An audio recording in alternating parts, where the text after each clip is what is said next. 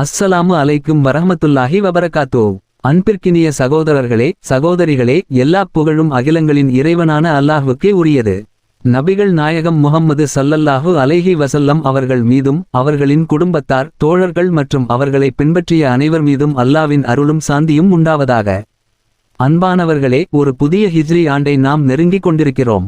வருடங்கள் மாறுகின்றன, மாதங்கள் கடந்து செல்கின்றன. மனிதனின் வாழ்க்கையும் நாளுக்கு நாள் இறைவனை நோக்கி நகர்ந்து கொண்டே இருக்கிறது. இந்த நிலையில் ஒரு புதிய ஹிஜ்ரி ஆண்டு நமக்கு வரும்போது அதை வெறும் காலண்டர் மாற்றமாக மட்டும் பார்க்காமல் அல்லாஹுடன் நமது உறவை புதுப்பித்துக் கொள்ளும் ஒரு அரிய வாய்ப்பாக நாம் எடுத்து கொள்ள வேண்டும். முஹர்ரம் மாதம் என்பது சாதாரண மாதம் அல்ல, அல்லாஹ் சிறப்பித்த மாதங்களில் ஒன்றாகும். நபிகள் நாயகம் ஸல்லல்லாஹு அலைஹி வஸல்லம் அவர்கள் இந்த மாதத்திற்கு உயர்ந்த அந்தஸ்தை வழங்கியுள்ளார்கள். இப்படிப்பட்ட சிறப்புமிக்க மாதத்தின் தலைப்பிறையை நாம் பார்க்கும்போது அல்லது தலைப்பிறை உறுதியாக அறிவிக்கப்படும்போது சில அமல்களை செய்வதற்கு நமது முன்னோர்கள், அறிஞர்கள் மற்றும் இறைநேசர்கள் முக்கியத்துவம் கொடுத்திருக்கிறார்கள். இன்று அந்த அரிய அமல்களில் ஒன்றை உங்களுடன் பகிர்ந்து கொள்ளப் போகிறோம். இது வெறும் தகவல் அல்ல, பல நூற்றாண்டுகளாக நல்லோர்களால் கடைபிடிக்கப்பட்டு வந்த ஒரு ஆன்மீக வழிமுறையாகும். இதன் மூலம் அல்லாஹ்வின் பாதுகாப்பையும் பரக்கத்தையும் நன்மைகளையும் பெற்ற அனுபவங்களை பல அறிஞர்கள் பதிவு செய்திருக்கிறார்கள். அன்பிற்குரியவர்களே, வருடத்தின் இறுதியில் துல்ஹஜ் மாதத்தின் கடைசி நாளில் ஓத வேண்டிய ஒரு துஆவை நாம் ஏற்கனவே அறிந்திருக்கலாம். அதேபோல் புதிய ஹிஜ்ரி ஆண்டின் முதல் நாளான முஹர்ரம் மாத தலைப்பிறை அறிவிக்கப்பட்ட பிறகு ஓத வேண்டிய ஒரு முக்கியமான அமலும் இருக்கிறது. இந்த அமலை பற்றி பதிவு செய்தவர்களில் முக்கியமானவர் அல்லாமா ஹசனுல் அதவி ரஹிமஹுல்லாஹ் ஆவார்கள். அவர்கள் எழுதிய அந்நபஹாத்துன் நபவியா என்ற நூலில் இந்த அமல் குறிப்பிடப்பட்டுள்ளது. மேலும் இந்த அமலை அவர்கள் தனிப்பட்ட முறையில் பெரிய இறைநேசரும் அறிஞருமான அல்லாமா அபூ அப்துல்லாஹ் முஹம்மது திமிர்தாஷ் ரஹிமஹுல்லாஹ் அவர்களிடமிருந்து கற்றதாகவும் பதிவு செய்கிறார்கள். அவர்களுடைய விளக்கத்தின்படி முஹர்ரம் மாதத்தின் தலைப்பிறை அறிவிக்கப்பட்ட பிறகு மக்ரிப் தொழுகையை நிறைவேற்றி அமைதியான மனநிலையுடன் அமர்ந்து ஒரு முக்கியமான குர்ஆன் வசனத்தை ஓத வேண்டும். அந்த வசனம் நமக்கெல்லாம் மிகவும் பரிச்சயமானது. குர்ஆனின் மிக மகத்தான வசனம் என்று நபிகள் நாயகம் ஸல்லல்லாஹு அலைஹி வஸல்லம் அவர்கள் புகழ்ந்த வசனம். அது ஆயத்துல் குர்சி. இந்த வசனத்தின் மகத்துவத்தை பற்றி நாம் எவ்வளவு பேசினாலும் போதாது. வீட்டை பாதுகாக்கும் வசனம், ஷைத்தானிடமிருந்து பாதுகாப்பளிக்கும் வசனம், அல்லாஹ்வின் மகத்துவத்தையும் ஆட்சியையும் வெளிப்படுத்தும் வசனம். பல ஹதீஸ்களில் இதன் சிறப்புகள் குறிப்பிடப்பட்டுள்ளன.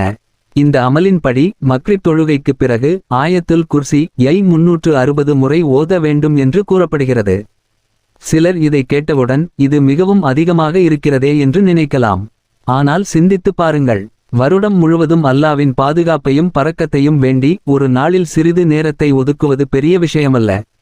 நாம் உலக விஷயங்களுக்காக மணிக்கணக்கில் நேரம் செலவிடுகிறோம். ஆனால் அல்லாஹ்வின் அருளை பெறுவதற்காக ஒரு சில நேரம் ஒதுக்கும்போது அதில் நிச்சயமாக மிகப்பெரிய நன்மை இருக்கிறது.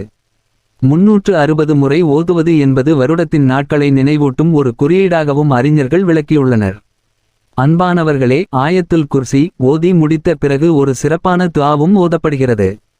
அந்த اللهم يا محول الأحوال حول حالنا إلى أحسن الحال بحولك وقوتك يا قوي يا متعال. اللهم يا محول الأحوال حول حالنا إلى أحسن الحال بحولك وقوتك يا قوي يا متعال. இந்த துஆவின் பொருளை பாருங்கள். நமது நிலைகளை மாற்ற வல்லவனே, எங்களுடைய நிலையை மிகச் சிறந்த நிலையாக மாற்றுவாயாக என்று அல்லாஹ்விடம் நாம் வேண்டுகிறோம். மனித வாழ்க்கையில் பல மாற்றங்கள் நிகழ்கின்றன.